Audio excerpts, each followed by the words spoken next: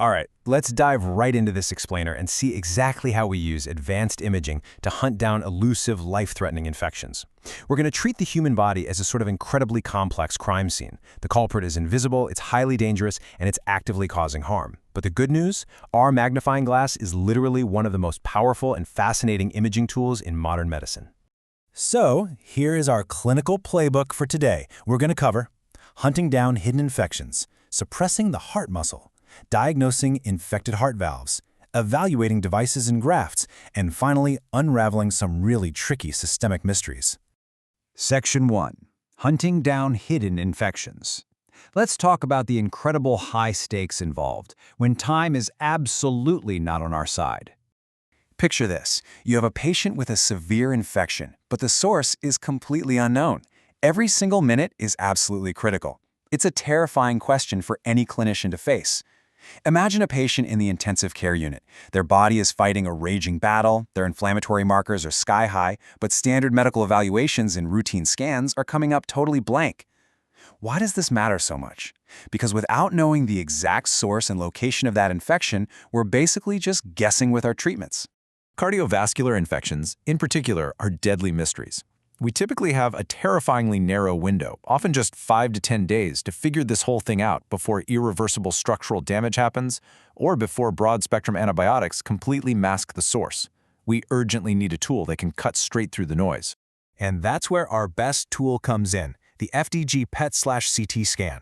It acts as the ultimate medical detective by spotting the exact locations where inflammatory cells are consuming massive amounts of glucose. Think about the basic biology here for a second. When tissue is injured or infected, there's an intense, acute inflammatory response. White blood cells, particularly macrophages, rush to the scene to fight the bacteria, and man, they are extremely hungry. They consume glucose at incredibly high rates.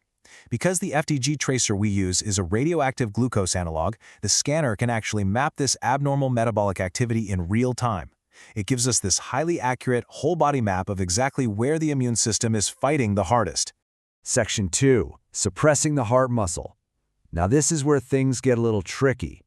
Because the human heart naturally runs heavily on glucose, it will normally just light up like a brilliant light bulb on our scan, completely blinding us to any actual infection. So to fix this, we enforce a strict myocardial suppression protocol. This means a 12 to 18-hour strict fast paired with a low-carbohydrate, high-fat diet the day before. We are basically forcing the patient's heart into sudden keto, switching its fuel source over to fatty acids. Then we do delayed imaging at exactly 75 to 80 minutes post-injection. We have to wait for that background activity to clear to get incredibly crisp, high-contrast images. The absolute crucial takeaway here is that without properly suppressing the heart, the intense natural glow of the muscle will completely hide the infection we're so desperately trying to find. Executing this protocol takes incredible coordination with nursing staff and dietitians, especially for hospitalized patients on a bunch of different medications, but it is the absolute non-negotiable foundation of a successful cardiac PET scan. Section 3. Diagnosing infected heart valves. Let's see what happens when we apply this to the real world. First, we absolutely have to differentiate between native, natural valves and prosthetic, artificial valves. The imaging rules change completely depending on the patient's anatomy.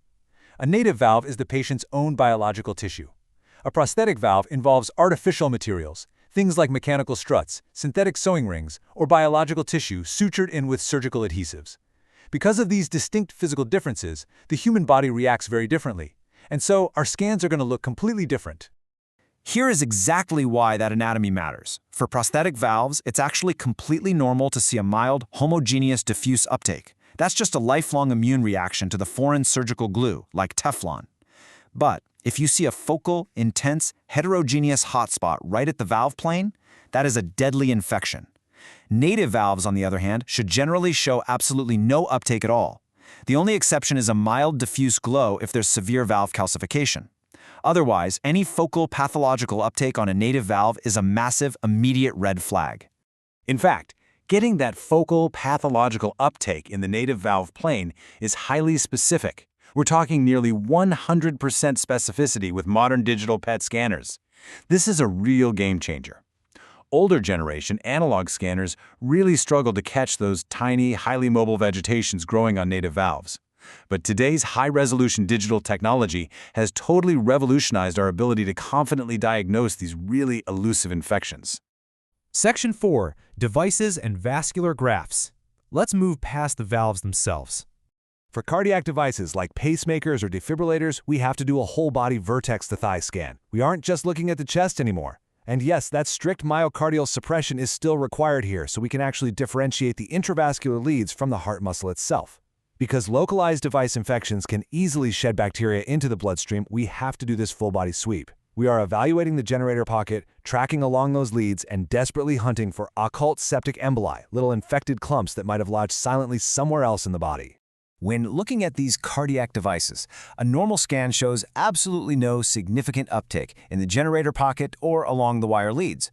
But if we spot a focal hotspot in the pocket, the box, or a linear uptake tracking right down the wire, we've nailed the culprit. Now, vascular grafts are a bit trickier. Just like prosthetic valves, these synthetic tubes cause a mild homogeneous uptake that can persist indefinitely as a reaction to the prosthetic material. But a true, dangerous infection? That will present as a focal, intense, and irregular hotspot along the graft.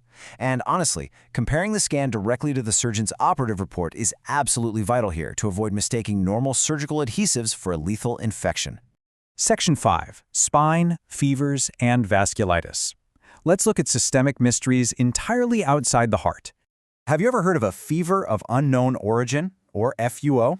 It's an incredibly frustrating clinical scenario where a patient has a persistent, severe fever, but standard medical evaluations just completely fail to find the occult source.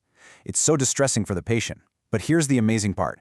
Whole-body FDG PET CT is actually considered the gold standard for identifying these hidden sources, because it interrogates the entire body's metabolic activity in one single, elegant sweep. It's pretty much unparalleled at cracking these tough cases.